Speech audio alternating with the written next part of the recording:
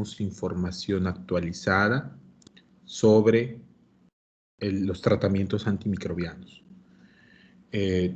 No quiero perder la esperanza, pero podría yo decir incluso que somos indiferentes ante el uso de antimicrobianos, aunque múltiples organizaciones internacionales nos hablan sobre el problema de las resistencias con antibióticos.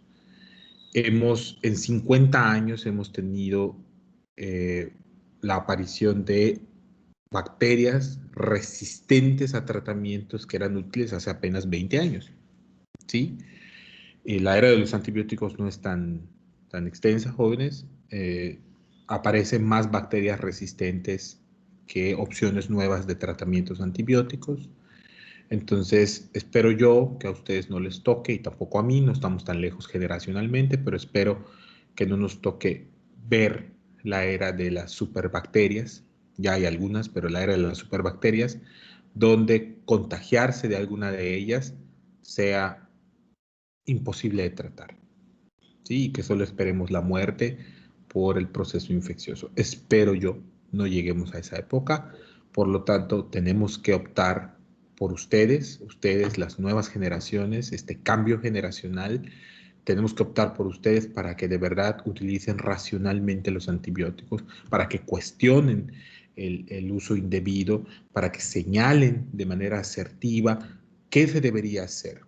¿Okay? ¿Qué se debería hacer y cómo se debería hacer? Espero yo ser esta llave que abra las posibilidades del estudio de los antimicrobianos para ustedes, que se esfuercen en cuanto al conocimiento, ¿sí? Porque de verdad es muy exasperante, al menos para mí es muy exasperante ver recetas ¿no?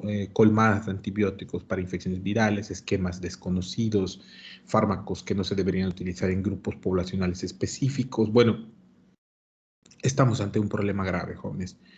Entonces, no lo sé, tal vez el día de mañana alguno de ustedes sea secretario de salud, estatal, nacional, esté en algún departamento de regulación de fármacos y pueda hacer algo al respecto. Al menos yo, en este momento, lo que hago, lo que trato de construir en ustedes es un criterio científico basado en evidencia, lógico, deductivo, pero sobre todo de preocupación por las resistencias a los antibióticos. Entonces vamos a empezar el curso. Bienvenidos de nuevo, antimicrobianos. Vamos a hablar de, esto es una breve guía para el uso clínico, su servidor, médico cirujano, An Salomón Sulmó. No sé si tengo la fortuna de conocerles en persona. Ya hace muchos años trabajé en el programa Hoy en tu Comunidad y las últimas generaciones que pude ver creo que ya están terminando, ¿no? Entonces, independientemente de eso, jóvenes, bienvenidos. Ok, este es el manual que les comentaba, es el tratamiento de las enfermedades infecciosas, la edición 2020-2022 de la Organización Panamericana de la Salud, descargable, gratuito, muy útil. Y una de las primeras partes, ¿no? de la que habla son este cuadro, ¿no? Que habla sobre los 10 mandamientos del uso de antimicrobianos en la comunidad. Y va enfocado a la comunidad, porque en la comunidad es donde se tratan la mayoría de las infecciones. Se maltratan, diría yo. Ok. La primera pregunta que siempre tenemos que hacernos, clínicas y clínicos, es sobre, yo necesito dar este antibiótico, yo necesito dar antimicrobianos para esta infección, ¿sí? Y aquí el trabajo de nosotros como profesionales de salud es intentar educar al paciente sobre el manejo de los síntomas de las infecciones no bacterianas o incluso de las infecciones bacterianas que requieren solo observación. ¿Ok? Entonces, esto es una labor difícil porque pues hay que diferenciar entre promocionar la salud y educar. La principal diferencia, no voy a ahondar mucho porque son temas de salud pública, la principal diferencia es que educar pues requiere de un cambio en alguna conducta, en algún comportamiento, y esto no se hace de la noche a la mañana. Es un proceso a través del cual ocurre el aprendizaje. Entonces, sí necesitamos tiempo. Ahora, hay que seleccionar el fármaco adecuado para dar en el blanco. Y vamos a hablar un poquito posteriormente sobre las diferentes etapas de los procesos infecciosos, su comportamiento en clínica y vamos a hablar acerca del manejo empírico, ¿no? Les adelanto, vamos a hablar sobre el manejo empírico. Basados en los datos epidemiológicos, en la frecuencia con la cual un agente infeccioso provoca un cuadro clínico o una enfermedad en particular, tenemos que seleccionar adecuadamente el antibiótico. Factores de riesgo para resistencias, duración del tratamiento, apego terapéutico, grupos especiales de población, efectos adversos, interacciones medicamentosas. Vamos, la terapéutica es una ciencia que requiere de la farmacología, la clínica y del análisis epidemiológico y situacional de nuestros pacientes. No es tan fácil dar paracetamol, ¿no? Créanme. Hay que considerar los parámetros farmacocinéticos y farmacodinámicos de la selección del antibiótico. Actualmente estamos optando por dar el tratamiento con la duración más corta que haya demostrado eficacia clínica. Es decir, yo voy a dar un antibiótico el tiempo más corto para que este paciente tenga buen apego terapéutico, pero no solo eso, que el tratamiento sea corto pero eficaz. ¿Sí? Esto me hace pensar, por ejemplo, en el tratamiento de la prostatitis aguda, ¿no? Yo soy de la generación que aprendió que una prostatitis aguda necesita un tratamiento de al menos 21 días. Actualmente se opta por un tratamiento de 7 días. Sin embargo, bueno, ahí ya entrará el criterio y la experiencia de cada uno de nosotros hasta que lleguen las nuevas revisiones de las guías de tratamiento y entonces podremos basar nuestra práctica en ello. ¿Sí? Es importante que, bueno, aquí está, ¿no? Estos esquemas clásicos han cambiado y actualmente se ha disminuido la duración de días de tratamiento, ¿no? Yo recuerdo tratamientos para neumonías de 10 días, ¿no? Ahora hay tratamientos para neumonías de 5 días. Ha cambiado mucho. Hay que estimular la adherencia de los pacientes al tratamiento y esto también es muy importante porque muchos de los tratamientos se extienden más allá de la mejoría de los síntomas. Entonces hay pacientes que cuando consumen un fármaco antimicrobiano y están bien a las 48 horas, deciden interrumpir el tratamiento, ¿no? Esta correlación subjetiva entre mejoría del malestar y erradicación del agente microbiológico es importante que la aclaremos. El paciente no tiene por qué saber sobre infectología. Nosotros sí. Y la información que tiene que llegar al paciente es una información transversal, clara, oportuna y, lo más importante, basada en evidencia. ¿Sí? En esta clase se defiende a la medicina basada en evidencia. La experiencia no es nada más que una construcción del criterio clínico con base a la evidencia, a la mejor evidencia disponible en el momento en el cual revisamos un tema. ¿Se puede actualizar? Por supuesto que sí, pero esta construcción de la experiencia no se basa en lo que veo y en lo que creo, sino en lo que veo y correlaciono con la información científica. ¿Ok? Entonces tenemos que estimular la adherencia de los pacientes al tratamiento. Hay otras estrategias, ¿no? Dar tratamientos cortos o ultracortos, pero esto lo iremos estudiando poco a poco. Ok, este tema es muy importante. Usar combinaciones de antibióticos solamente en situaciones muy específicas. Es un problema serio, grave, totalmente en descontrol, Lupe, descontrol total, que esto ya es descontrol total, porque por algún motivo, la verdad, yo no he podido dilucidar, sería bueno un estudio cualitativo sobre los motivos por los cuales médicas y médicos de atención primaria e incluso de atención hospitalaria utilizan esquemas con 2, 3, 4 antimicrobianos. De una vez les adelanto, la mayoría de las infecciones se tratan con monoterapia. No hay justificación en la mayoría de las situaciones clínicas en infectología que requieran de la combinación de antibióticos. Son raras. Y ahí les ponen algunos ejemplos. Las infecciones de transmisión sexual, debido a que se tratan de manera sindromática, tienen que llevar tratamientos combinados. La tuberculosis, debido a que las bacterias del complejo Mycobacterium tuberculosis pueden desarrollar resistencias muy rápidamente, necesitan ser tratadas con muchos antibióticos. No creo que ustedes conocen la combinación ¿no? Rifampicina, isoniazida, piricinamida, etambutol, fármacos de segunda línea, amikacina, levofloxacino, no sé, hay rifoputina, hay un montón de fármacos, pero entonces debemos primero abandonar esta idea de que dar terapias combinadas cura más rápido las infecciones, ¿sí? Favor, por favor, se los encargo muchísimo. También debemos evitar el uso de genéricos de baja calidad. No es un problema que tengamos en México. Bueno, lo teníamos cuando farmacias similares sacaba medicamentos propios de su laboratorio. Esto ha sido regulado por COFEPRIS. No debemos utilizar genéricos de baja calidad porque no tenemos estudios de bioequivalencia y estos estudios son sumamente importantes porque pues, lo que yo quiero es que el tratamiento cure a las personas. Entonces, hay que evitar el uso de genéricos de baja calidad, ¿ok? Fármacos muy económicos, hay que empezar a pensar, ¿no? Si vamos a indicar estos. Hay que disuadir la autoprescripción de antibióticos.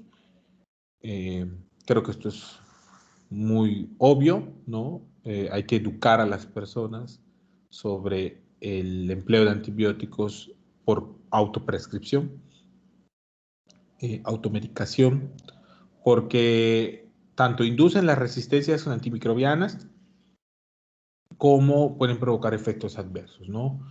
Creo que uno de los más característicos tiene que ver con el uso de tetraciclinas en las comunidades, donde hay una creencia basada en que hace muchísimos años había brotes de cólera y la cólera en aquella época se trataba con tetraciclinas.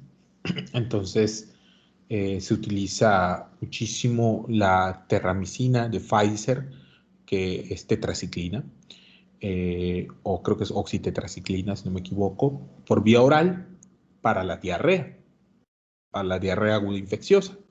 Entonces tenemos a niños que reciben 4 o 5 dosis de oxitetraciclina por vía oral, que produce tinción de los dientes, por ejemplo, o cambios en la forma de los dientes. Obviamente dejando a un lado los efectos adversos a nivel óseo, ¿no? El problema con la osificación, la sustitución que tiene el calcio por derivados de las tetraciclinas, pero bueno, todo esto es muy importante porque tenemos problemas con ellos, ¿no? A pacientes que llegan con síntomas prostáticos, ¿no? De hiperplasia prostática, que están con autoprescripción de fluoroquinolonas, ¿no? Han llegado pacientes al consultorio con rotura tendinosa porque estuvieron tomando fluoroquinolonas sin prescripción. ¿Ok? Bueno, esto también es importante. Seguir guías solamente, o sea, seguir solamente las guías bien documentadas. Hay que tener mucho cuidado con el patrocinio farmacéutico. Las empresas farmacéuticas quieren que vendamos sus antibióticos. Hay que tener mucha precaución, criterio, ¿no? No está mal recibir las visitas médicas, lo que está mal es que nos comprometamos a utilizar fármacos de uno o un grupo farmacéutico, de una empresa farmacéutica. Entonces, se los dejo al costo, ¿no? Por ejemplo, yo recuerdo que me han visitado por fosfomicina, me han visitado por ceftibuteno, me han visitado por fármacos de amplio espectro, ¿no? Y la verdad es que pues, yo no los uso en la clínica. En mi práctica no los utilizo, ¿sí? Y también esto de las guías solamente bien documentadas, porque, bueno, yo tengo esta sensación, y creo que muchas, tenemos esta sensación de que médicos, no tan alejadas las generaciones, ¿ah? Médicos que tendrán, bueno, yo tengo 31 años, quiero pensar en médicos de 40, 38, 45 años. Cuando veo sus recetas y veo esquemas que no existen, que no están descritos en las guías, me pongo a pensar cuál es el criterio para su empleo. De verdad, a mí me resulta preocupante ver esquemas de 2 días de amikacina, amoxicilina por 4 días,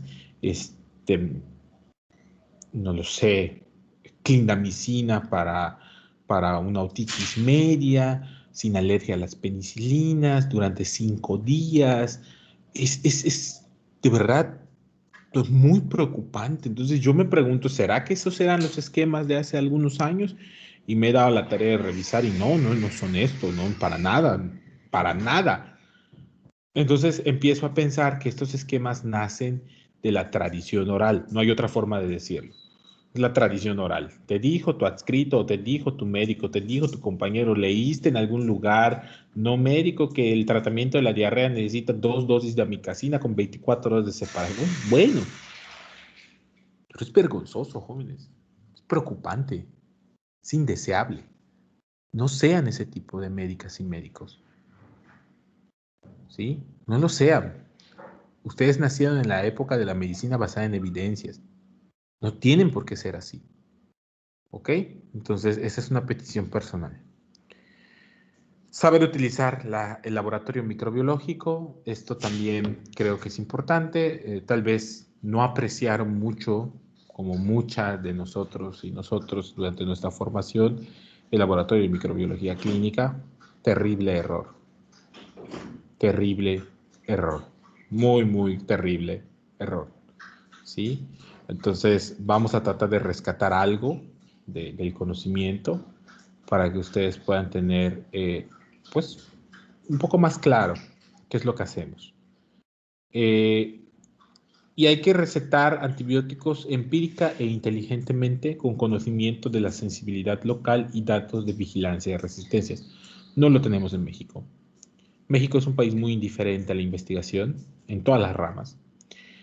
En cuanto a los antibióticos jóvenes, no solemos encontrar patrones de resistencia microbiológica locales, ¿no? Sería excelente que nos dijeran en Yucatán hay una cepa de Escherichia coli que es sensible a trimetoprim y que está presente en el 85% de las infecciones. Ah, ok, entonces mi tratamiento de elección va a ser trimetoprim, que es mucho más económico, que es mucho más accesible, que tiene buena tolerancia. Bueno, ok, pero no hay esa información. Entonces, estos son temas de tesis muy interesantes para los que quieran en su momento. Aislamiento, reconocimiento, identificación de resistencias, patrones de distribución, si es comunitario, si es local, si es estatal, etcétera. Para los que se quieren dedicar a la investigación, bastante bien. ¿Hasta aquí alguien tiene alguna duda, jóvenes? ¿Todo bien? ¿Han tenido experiencias personales con antibióticos?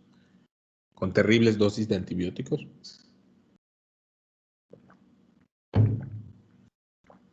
¿Alguien ha tenido pacientes o familiares con COVID que les han dado 3 o 4 antibióticos? Todo bien, doctor.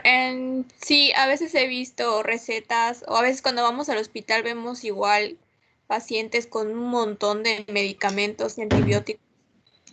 Sí, claro, Elsa. Así es. Muy bien. Entonces vamos a continuar con esta parte. En esta gráfica, en este gráfico, pueden ver en la parte de arriba categorías de terapia antimicrobiana y en la parte de abajo etapas de progresión de la enfermedad. Quiero que nos centremos en la parte de abajo. Tienen un apartado que dice sin infección, infección, aparición de síntomas, aislamiento del patógeno, resolución. ¿Ok? ¿Qué quiere decir esto? Que yo puedo tener a grupos poblacionales que no han sido expuestos a la gente, no tienen infección, no se han contagiado, ¿ok? Y que la categoría correspondiente suele ser la profilaxis.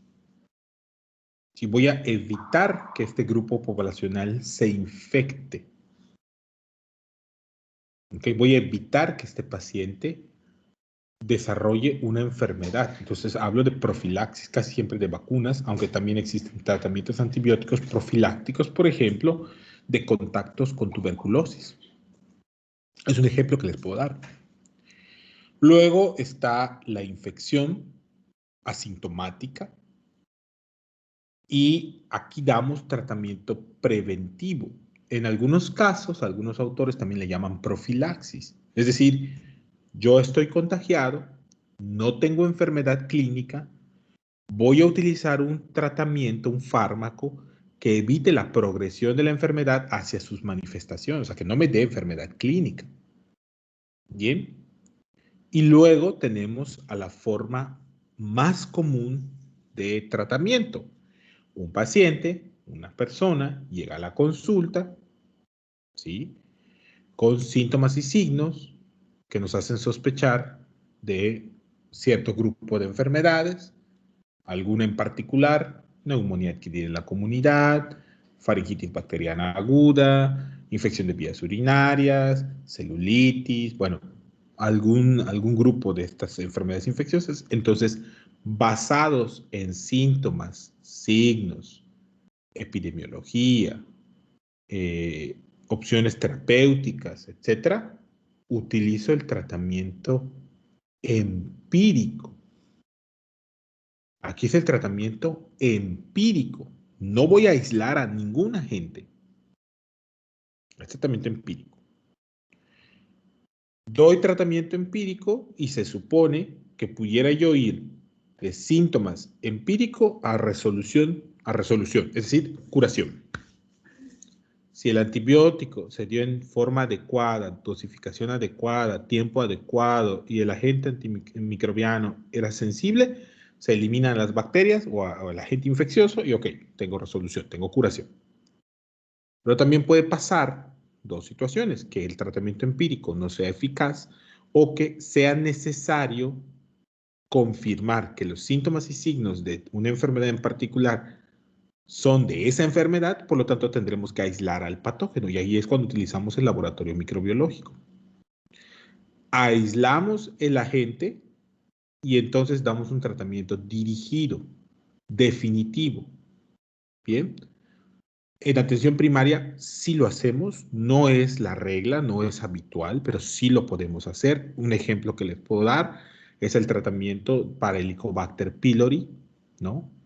En la gastritis atrófica, en las gastritis foliculares, en las úlceras digestivas, ¿no? En las úlceras duodenales o en las úlceras gástricas, donde para poder dar tratamiento yo tengo que aislar o tengo que visualizar a Helicobacter pylori y que incluso así, quiero decirles esto, incluso así yo aíslo, pero doy tratamiento empírico.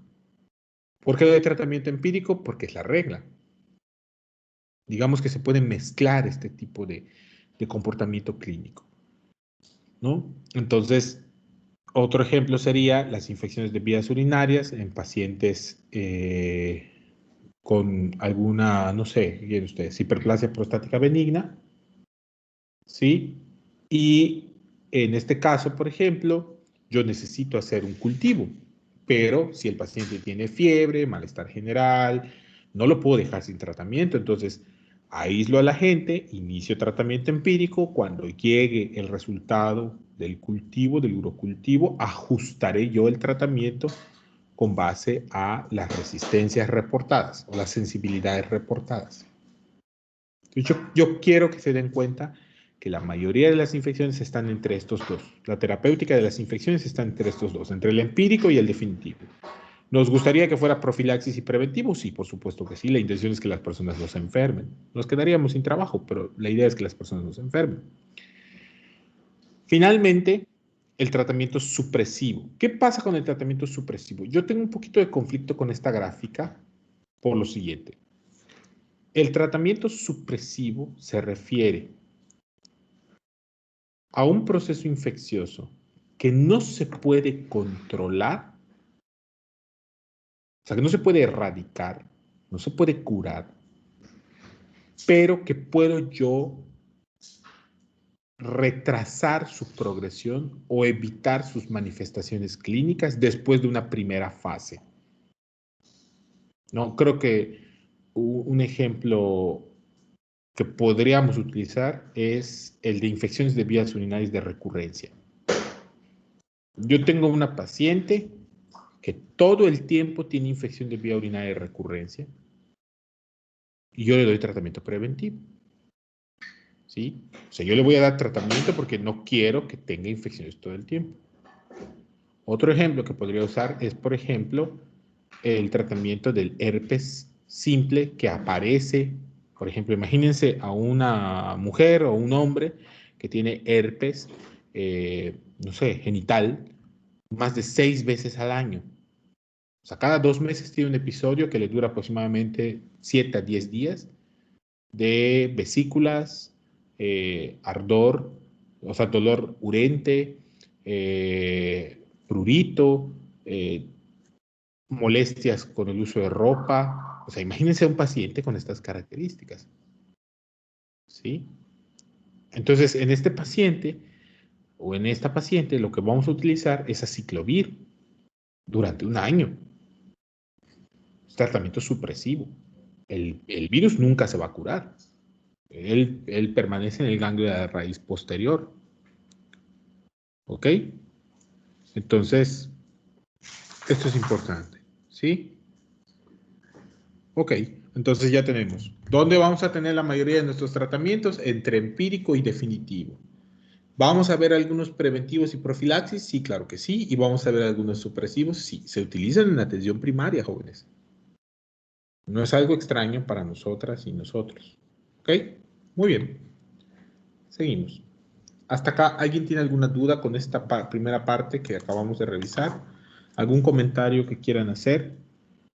Les recuerdo que su aprendizaje depende de ustedes, no de mí. Por Yo ahora les no. doy... Ok, muy bien. Permítame un momento.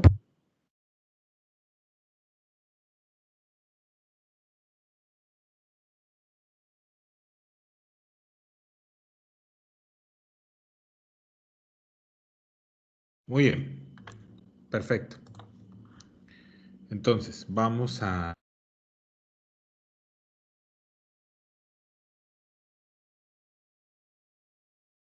características de los pacientes, las pacientes y los medicamentos. Entonces, lo primero es la información clínica de importancia sobre el paciente y entorno. ¿Qué información tengo que recolectar o debo yo conocer antes de la elección de un antimicrobiano? Bueno, va desde la edad, el sexo, el peso corporal, las comorbilidades, ¿sí?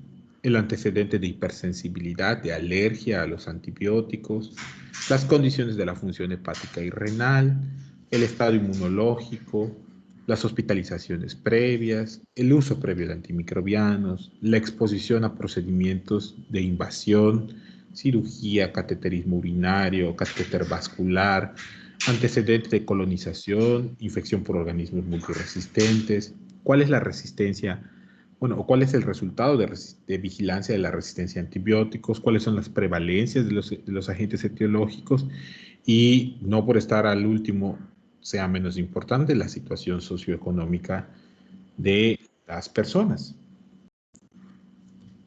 Solo quiero mostrarles esto porque esto se hace en una consulta de media hora. O sea, en una consulta de media hora tú tienes que tomar en cuenta todo esto. Todo esto. Tienes que hacerlo. Porque de no hacerlo te puedes saltar partes muy importantes. ¿Sí? Imagínate que indicas un antibiótico, lo más común, indicas un antibiótico y no preguntas sobre la hipersensibilidad, sobre la alergia a los antibióticos. O indicas un antimicrobiano, pero no hiciste el cálculo con base al peso corporal, en el caso de población pediátrica o adulta mayor o en pacientes obesos. O indicas un antibiótico en un esquema convencional, pero nunca preguntaste que el paciente estuvo hace 3 semanas hospitalizado por un evento cerebrovascular y tenía un catéter vesical. O desconoces que en tu comunidad el agente etiológico más frecuente para neumonía adquirida en la comunidad no es Streptococcus pneumoniae, es Klebsiella pneumoniae. ¿Sí? O sea, yo quiero que se pongan en contexto de que todo esto es para la selección de antibióticos. Todo esto se hace en la consulta. Entonces vamos a revisar uno por uno. Primero, vamos a hablar sobre la edad. Tienen que tener mucha precaución con los extremos de la vida. ¿Sí? Tanto niñas y niños como adultas y adultos mayores, hay que ser muy precavidos por muchas cosas, ¿no? Pero voy a hablar primero de niñas y niños. En niñas y niños, la dosificación es por kilogramo de peso o metro cuadrado de superficie corporal. Por favor, aprendan a hacer cálculo de dosis pediátricas. Oiga, doctor, es que yo no quiero ser pediatra. Está bien, pero durante un año vas a ser médica o médico general. 1, 2, 3, 5, 7, 10 años vas a ser médica y médico general. O peor tantito, vas a ser médico de familia. ¿Sí? Tienes que aprender las dosificaciones o las dosis por kilogramo de peso, las conversiones con base a la forma farmacéutica, la presentación farmacéutica. Por favor, no den a niñas y niños cuarto de tableta, mitad de tableta, la tableta diluida, abra la cápsula y dilúyela en miel, porque lo hacen.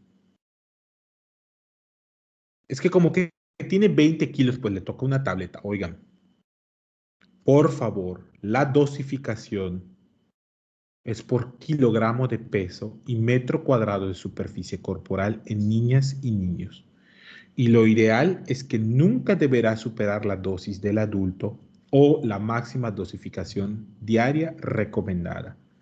¿Dónde puedo leer dosis máxima? En la Leo. Hay un libro muy bonito, clásico, que sirve para todas y todos.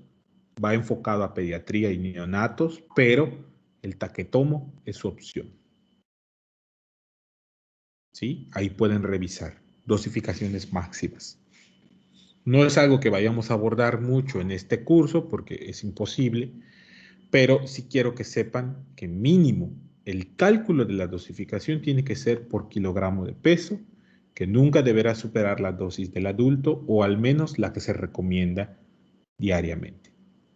Eviten utilizar fracciones de. Hay algunas situaciones en las que no podemos evitarlo porque no existe la presentación farmacéutica adecuada para niñas y niños, pero bueno, esas son las menos, son excepciones. Hay que tener mucho cuidado con los extremos de la vida porque presentan variaciones farmacocinéticas, principalmente en la distribución y en la excreción. Y quiero centrarme en la excreción. Primero, recuerden que en la edad adulta tardía, sobre todo en adultos comórbidos, puede haber pérdida de la función renal. Si sospechamos de pérdida de la función renal, tenemos que hacer el cálculo de la tasa de filtrado glomerular, porque hay algunos antibióticos que se tienen que ajustar a dosis renal. Maestro, eso no lo hace el nefrólogo y el internista, no, lo hacen ustedes en el consultorio. Bien, perfecto. Y en cuanto a la distribución, bueno, recuerden que hay un concepto en farmacocinética que se conoce como volumen de distribución y otro que se conoce como constante de disociación de un fármaco, donde aparecen fármacos ácidos débiles, la mayoría de ellos, que se ionizan de acuerdo al pH y que pueden ser lipo o hidrosolubles. Recordar que en un adulto mayor hay una enorme proporción de tejido adiposo en comparación con un adulto joven, donde hay mayor tejido muscular. Entonces, fármacos que son hidrosolubles no podrán entrar a zonas donde hay gran cantidad de tejido adiposo y la distribución del fármaco cambia. ¿Qué decir de los adultos y las adultas con obesidad? Que también hay modificaciones, y de niñas y niños donde la distribución del agua corporal total es distinta. Entonces, son conceptos de farmacología básica, ¿sí? Pero bueno, al menos en la clínica importa mucho la excreción y en cuanto a la distribución, los sitios donde son difícil que un antimicrobiano pueda penetrar y alcanzar las concentraciones mínimas inhibitorias.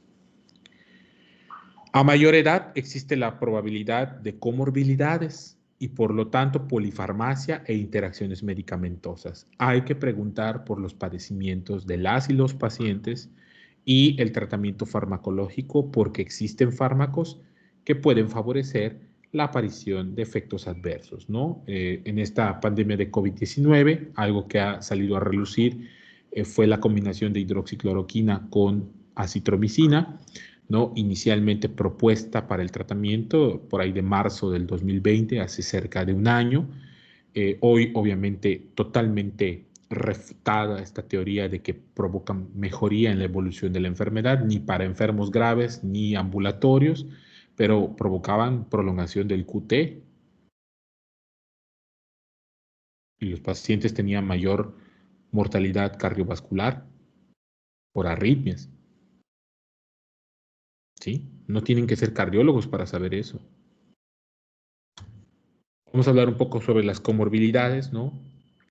Particularmente con las comorbilidades, pues pueden favorecer infecciones de curso clínico grave, de difícil control y curación.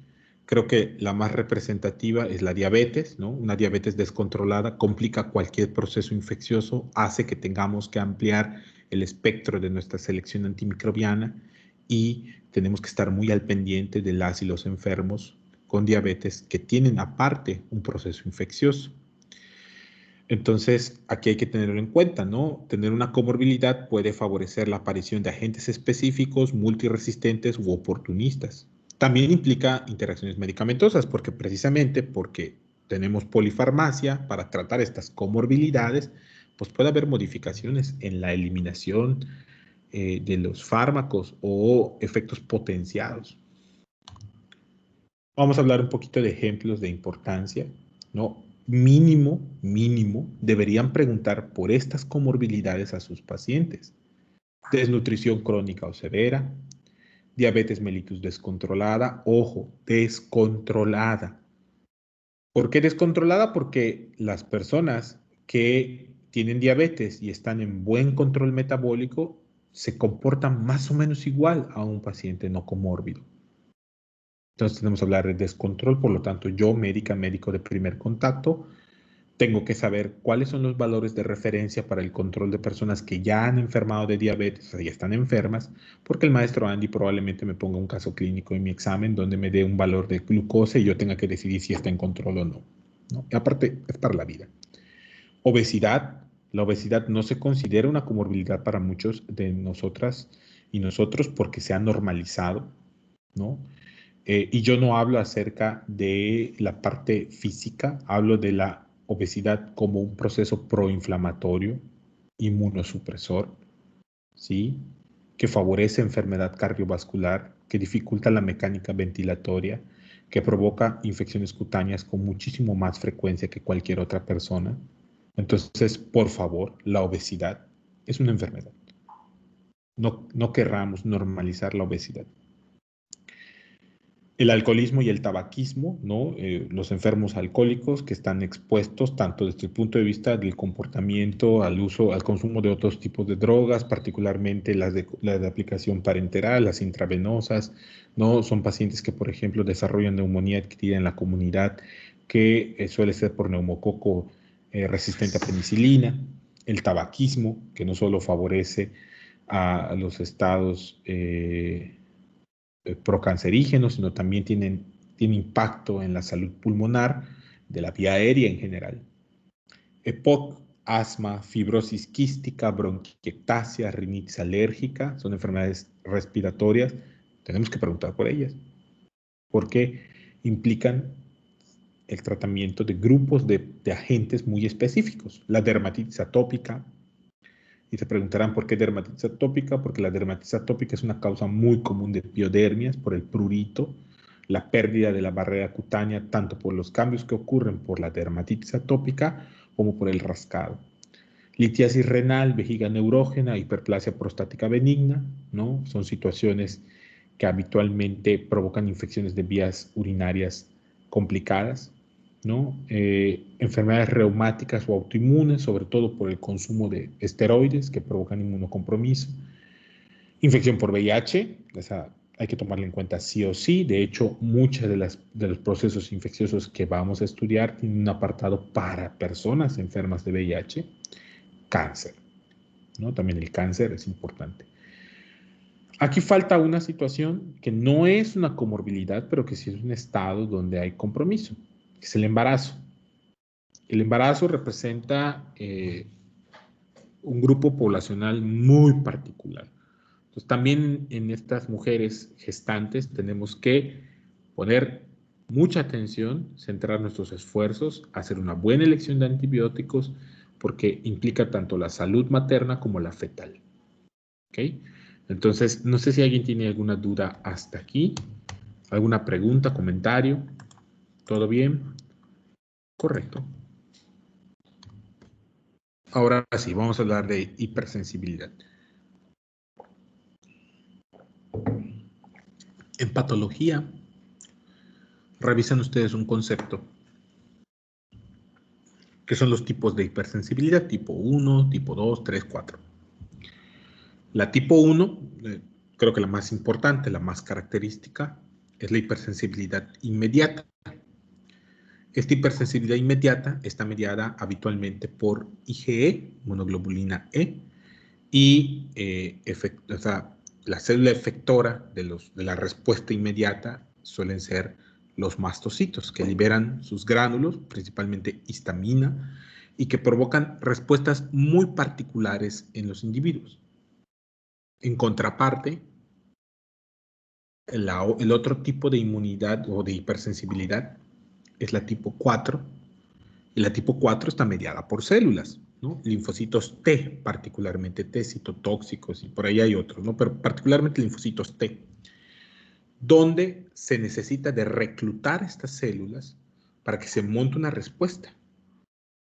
Entonces, basados en estos dos, porque las de medio son por depósito de anticuerpos, ¿no? Bueno, eso no nos vamos a meter ahí, pero al menos en estos dos extremos, la diferencia principal es el tiempo de aparición. Bueno, pasar esto a la clínica significa que el tipo de respuesta y la velocidad de instauración de la respuesta me permite a mí clasificar el tipo de hipersensibilidad en la clínica. ¿Ok? Y tiene que ser una pregunta obligatoria para nuestras pacientes y nuestros pacientes. Si hay el antecedente de hipersensibilidad a antibióticos. Los grupos más importantes son los betalactámicos, y de los betalactámicos, las penicilinas. ¿Sí? Las penicilinas. ¿Cuáles son las penicilinas que suelo yo utilizar en la práctica, que voy a utilizar como médica y médico de primer contacto? Penicilinas naturales, bencilpenicilina, aminopenicilinas, amoxicilina y ampicilina, e isoxazolilpenicilinas, dicloxacilina, o penicilinas resistentes a penicilasas. Eso lo vamos a estudiar después. Pero bueno, entonces tengo que preguntar. El siguiente grupo en relevancia, diría yo, que son las cefalosporinas, primera, segunda, tercera, cuarta y quinta generación, en atención primaria. Y ojo con lo que estoy diciendo. En atención primaria llegamos hasta la tercera generación. No les quiero ver indicando cefepima. ¿Ok? Por favor. Entonces llegamos hasta la tercera generación de uso, de empleo. Se puede utilizar ceftriaxona, claro que se puede utilizar cuando la indicación es la correcta. Y el siguiente grupo que yo les recomendaría tener mucho cuidado es el grupo de las sulfonamidas, donde el representante clásico, y es el único en realidad que hay por aquí, es sulfametoxazol. Ah, maestro, hay sulfadiazida, sí, pero suele ser tópico. Yo hablo del que entra en contacto con la vía enteral, ¿no? Parenteral, el sulfametoxazol con trimethoprim. Entonces, teniendo en cuenta eso, ahora les puedo decir, la que es mediada por IgE, la que es mediada por mastocitos, por histamina, es inmediata. Esta es la hipersensibilidad inmediata. Generalmente, en las primeras 4 horas posteriores a el consumo del fármaco o a la administración del fármaco. Es la más común. Y aquí sí, quiero ser muy claro. Habitualmente es en la primera media hora.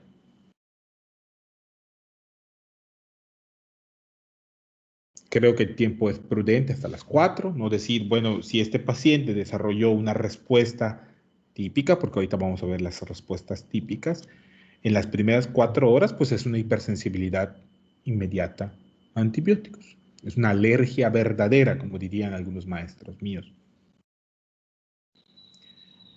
En cambio, la hipersensibilidad tardía, la que es mediada por depósitos de anticuerpos, por células, es una hipersensibilidad que obviamente es después de las 4 horas, pero que suele requerir días para instaurarse. Puede ser de tipo hematológica, puede ser anemia hemolítica, algunas citopenias, particularmente trombocitopenia. Puede ser hepática, renal, como la nefritis intersticial. Puede ser dermatológica, aquí no está, pero puede ser un síndrome de Steven-Johnson, una necrolisis epidérmica tóxica, perdón, o puede ser tan irrelevante como un eritema pigmentado por antibióticos, ¿no? Por ejemplo, digo. Entonces, la hipersensibilidad tardía, si bien no le restamos importancia, pero yo en lo particular creo que solo he visto hipersensibilidad tardía hepática a macrólidos, un eritema fijo pigmentado por trimetoprim, o sea, por sulfametoxazol, y he visto trombocitopenia, creo que fue por penicilinas. Es todo. Y a lo largo de estos 6 años de ejercicio profesional, eso es lo que yo me ha tocado ver, ¿no? Entonces, vamos a centrarnos en la inmunidad, bueno, en la hipersensibilidad inmediata. La hipersensibilidad inmediata se debe clasificar, o sería bueno identificarla en bajo riesgo y alto riesgo. ¿Cuál es la forma más común de presentación? La de bajo riesgo, ¿no? El consumo de un fármaco que produce una reacción inmunológica típica, ¿no? Como la urticaria. Aquí la pregunta sería para ustedes, bueno, ¿y cuáles son las características de la urticaria? ¿Quién me puede comentar las características de la urticaria? Porque muchos pacientes, muchos familiares, padres, madres, dicen, no, es que tal antibiótico le produce un salpullido a mi hijo o le saca ronchas, pero nosotros no podemos confiarnos de que en realidad las y los pacientes o los familiares estén describiendo una roncha. Tenemos que preguntar por las características de las ronchas, de la urticaria, para poder de verdad decir, esto sí es una urticaria, esta es una hipersensibilidad. Entonces la pregunta es, ¿cuáles son las características que les hacen pensar que lo que les están describiendo es una urticaria? ¿Alguien me puede decir, por favor?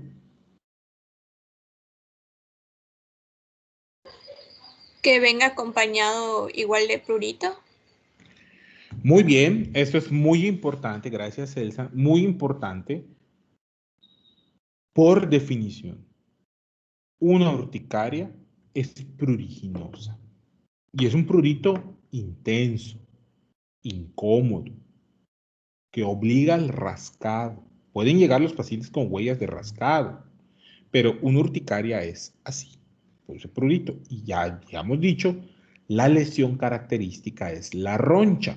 Y la roncha, ¿sí? Es una lesión elevada, ¿sí? De bordes irregulares, ¿ok? Entonces, no son pápulas, no son máculas. Hay que aprender a diferenciar las ronchas. Entonces, por ejemplo, llega un paciente y están ustedes tratándolo y la madre del paciente, porque es un niño de 8 años, les dice, ¿sabe qué, doctor? Le apareció un salpullido. Son puntitos rojos, no le da comezón y apareció ayer. Ustedes llevan dándole tratamiento 3 días. ¿Será eso una urticaria, jóvenes? No, No, pues es poco probable que sea una urticaria. Y por eso tienen que preguntar, porque si no preguntan, ustedes ya mataron una opción terapéutica. No, es que me está describiendo una lesión que le provocó en la piel. Ok, no le puedo dar penicilina. Ya no le pueden dar penicilina, ni cefalosporinas, ni carbapenémicos, ni astronam, monobactámicos. Ya no le puedo dar nada de eso. Tenemos que preguntar. Entonces, creo yo que queda muy claro lo siguiente. La hipersensibilidad a antibióticos, la mediada por IgE, suele aparecer en las primeras 4 horas, particularmente en la media hora siguiente al consumo del fármaco.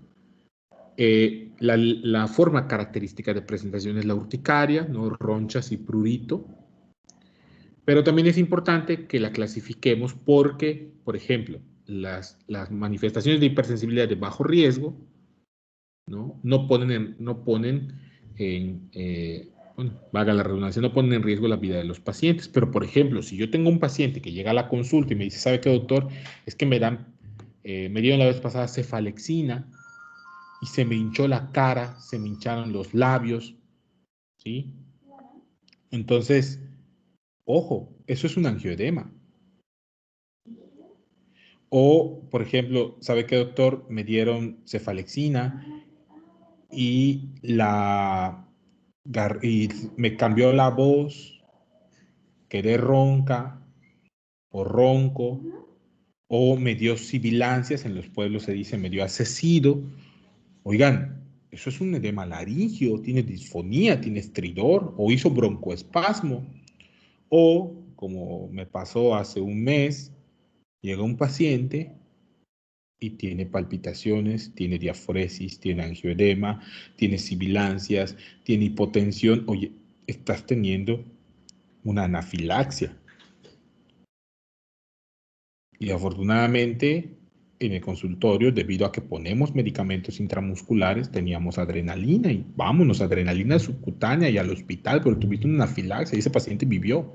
No les, les pido, les ruego a quien ustedes quieran que no tengan que enfrentarse a una situación así, porque si no tiene adrenalina, ese paciente se les muere en el consultorio. ¿Ok? Entonces, tomen en cuenta lo siguiente. Tomen en cuenta esto para la elección. ¿Alguien tiene alguna duda con esto de hipersensibilidad a antibióticos? Lo vamos a ver cuando veamos penicilinas, ¿ah? Porque les voy a hablar un poquito de reactividad cruzada. Entonces, por ejemplo, en algunas situaciones, los alérgicos a la penicilina pueden recibir cefalosporinas, ¿no? Sin salirnos de ese grupo de riesgo. Bueno, sin salirnos de ese grupo de fármacos, más bien. ¿Ok? Entonces, no sé si alguien tiene alguna duda, pregunta o comentario sobre esto, jóvenes. Doctor, una pregunta. En relación a la clasificación de riesgo, o sea, si es bajo riesgo, tiene prurito, urticaria, pero no presenta angioedema ni nada, ¿con eso es suficiente para descartar ese fármaco para su uso posterior? Sí, claro, por supuesto, porque independientemente de la severidad, es una hipersensibilidad inmediata. Es una hipersensibilidad. Entonces, ese grupo en particular, penicilinas, por ejemplo, no. Ahora, te voy a dar un ejemplo, ¿no? Si yo tengo un paciente con bajo riesgo, a lo mejor le puedo dar cefalosporinas con cadenas laterales no similares a la penicilina. ¿Me explico? Lo vamos a estudiar. Pero sí es importante que lo clasifiquen así. No, pues tuvo angioedema de plano. Tiene angioedema, no puede usar ningún betalactámico. Hace broncoespasmo, no puede usar ningún betalactámico. Hace una urticaria leve, ok, a lo mejor puedo optar por una cefalosporina, ¿no? Entonces, eso es importante. ¿Quedó claro? Sí, doctor, gracias. Muy bien. ¿Alguien más que tenga alguna duda, pregunta o comentario? Muy bien. Seguimos. Esto es muy importante. Las condiciones de la función hepática y renal. No voy a meter tanto con las funciones hepáticas. Recuerden que todos los fármacos tienen metabolismo de primera y de segunda fase, ¿no? La de primera fase tiene la intención de modificar la estructura química del fármaco para que se vuelva hidrosoluble, perdón, mientras que la de segunda fase pues tiene la intención de agregar grupos, principalmente ácido glucurónido, para que se puedan eliminar los fármacos por filtración glomerular o por secreción biliar. No nos vamos a meter con eso. Aquí lo importante es, bueno, yo tengo que hacer un cálculo de la tasa de filtrado glomerular. Si yo sospecho que un paciente tiene falla renal, ¿no? El clásico paciente, mujer u hombre, 56 años, diabetes mellitus, 10 años de evolución, mal apego terapéutico, facies nefrópata, edemas de pies. Oigan, me está diciendo antes de darme cualquier tratamiento, calcula mi tasa de filtrado glomerular, ¿no? Y actualmente ya no usamos Crocov-Gaul. Ya no es válido para el cálculo de tasa de filtrado glomerular. ¿Qué debemos emplear? Esto hay calculadoras en las aplicaciones, en las tiendas de aplicaciones, que les pueden permitir el cálculo de CK de EPI. ¿Sí? Esto es una fórmula donde lo único que necesitamos es la edad, el sexo y la creatinina sérica. Y ya, se hace un cálculo. Cálculo bastante preciso. Entonces tienen CK de EPI y tienen MDR de 4. ¿No? Cualquiera de esas dos calculadoras están bien. ¿Cuáles son los puntos de corte habitual para el ajuste de fármacos? Pues suelen ser más de 50 mililitros minuto, entre 50 y 10 mililitros minuto y menos de 10 mililitros minuto. Creo que más de 50 representa, si bien una función renal levemente comprometida, entre 50 y 10 ya de manera moderada, y obviamente menos de 10 mililitros minutos, pues ya nos encontramos en falla renal terminal. Y pues obviamente solo estamos esperando la terapia de sustitución, diálisis o hemodiálisis, diálisis peritoneal o hemodiálisis. Entonces, ¿cuáles son las estrategias que habitualmente se utilizan cuando yo tengo falla renal? Bueno, puedo reducir la dosis del fármaco o puedo aumentar el intervalo de administración. No hay fármacos o bueno, hay guías que te dicen reduce la dosis del fármaco a la mitad. Hay otras que te dicen, en vez de administrarlo 3 veces al día, administrarlo una vez al día. O administrarlo solo una vez al día, con la dosis normal, pero una vez al día. Entonces, dependerá mucho del fármaco.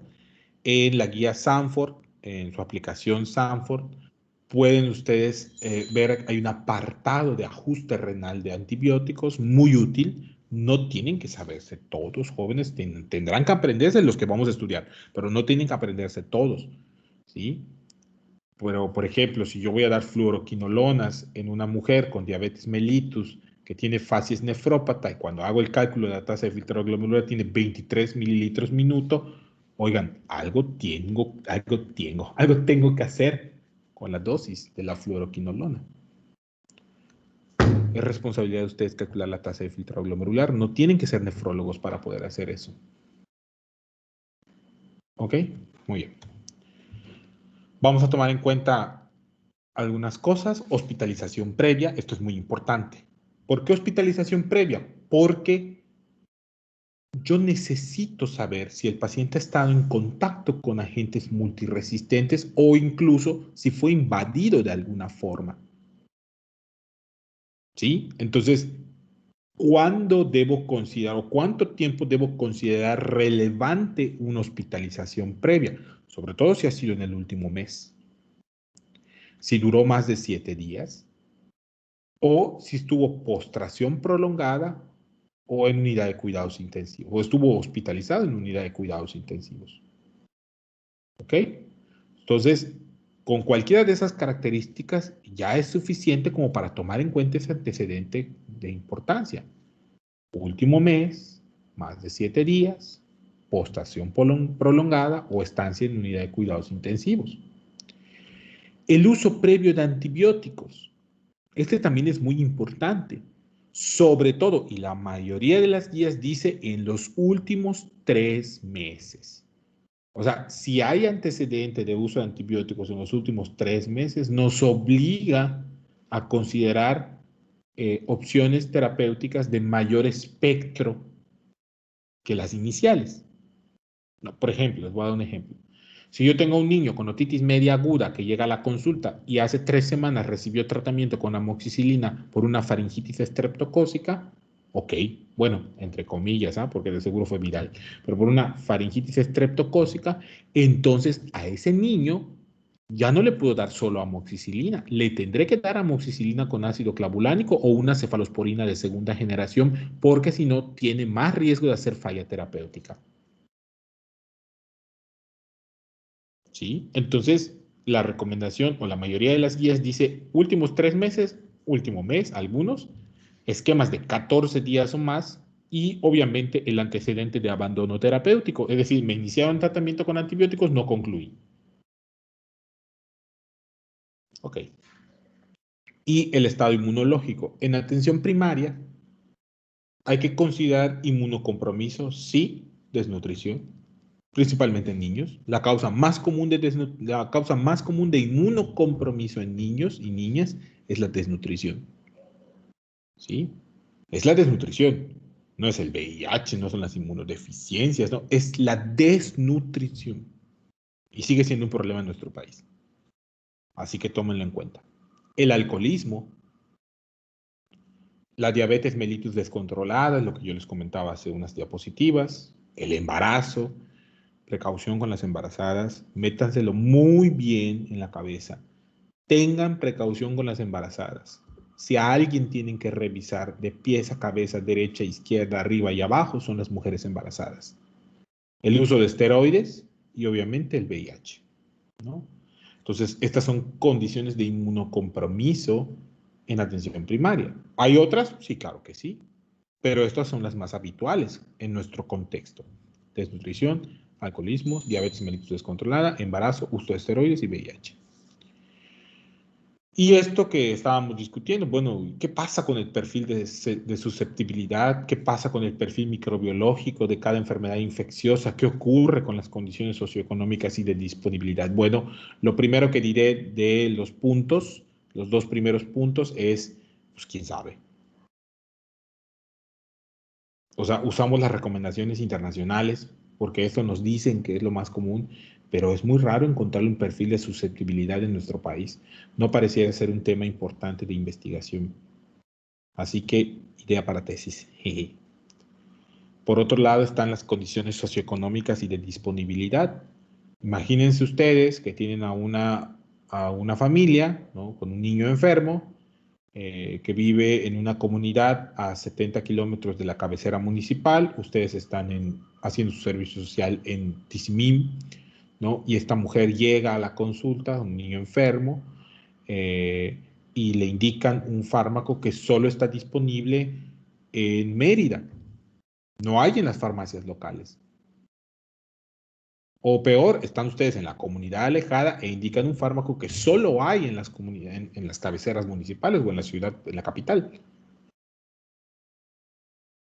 Y lo indican mal, porque no sabían que hay otro fármaco que tiene disponibilidad mucho más extensa, mucho más económico. Ah, y aparte resulta que es un fármaco original que cuesta 700 pesos, que es lo que gana una familia, 800 pesos, lo que gana una familia para una semana, para comer, para subsistir. Jóvenes, tenemos que contextualizarnos al momento de elegir los antibióticos.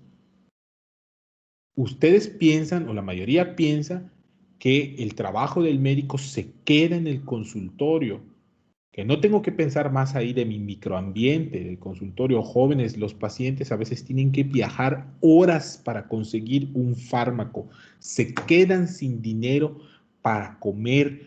¿Por qué? Porque priorizan la salud de sus hijas, hijos, familiares, padres, madres, de ellos mismos. Jóvenes, por favor, hacemos medicina humanística. Hay que tomar en cuenta todos los apartados del ser. Y eso incluye un ser que vive en sociedad, un ser laboral que gana un dinero, una remuneración por sus actividades y que no todos están para comprar clindamicina suspensión a 750 pesos el frasco.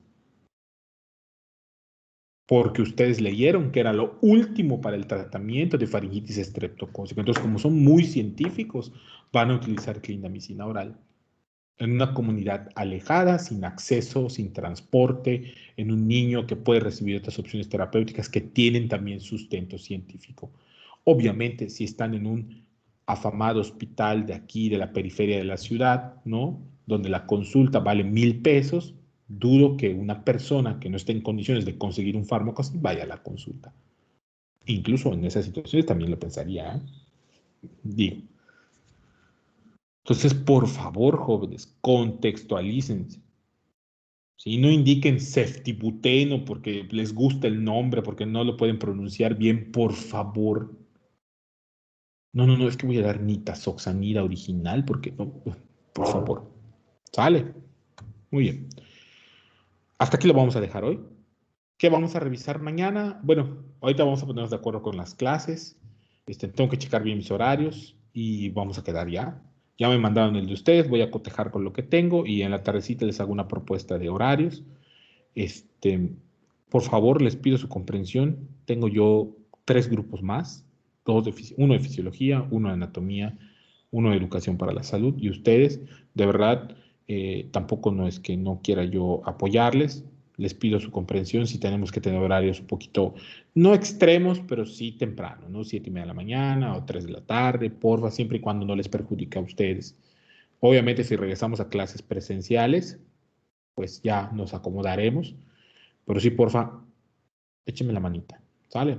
Entonces, ¿qué vamos a revisar para la siguiente? Vamos a ver antimicrobianos combinados, cómo hacer cultivo, cómo evaluar la respuesta, los antibióticos, distribución, duración de tratamiento, efectos adversos, resistencias, embarazo y vamos a ver un poco de antimicrobianos. ¿Dudas, preguntas, inquietudes hasta acá, jóvenes? ¿Algo que quieran saber? ¿Todo bien? Todo bien, Doc. Todo Fantástico. bien, Doc. Muy bien, entonces ya tenemos, gracias, ya tenemos tema para la siguiente sesión. Esperemos que ya en la siguiente terminemos este primer apartado. Si no, máximo son 3 clases de introducción y empezamos con enfermedades. ¿Ok? Traten de bajar la bibliografía. Intentaré mandarles ahorita la que yo tengo disponible. Y pues cualquier duda estamos en contacto. Que tengan muy buen día, buen inicio de semana. Para las estudiantes, ya saben, si mañana deciden no ausentarse, no hay ningún, o bueno, para mañana o el día que vayamos a quedar, no hay ninguna repercusión. ¿Vale? Que estén bien, cuídense mucho. Nos vemos. Un placer. Muchas gracias, doctor. Vale. Gracias, Doc, igualmente. Sayonara.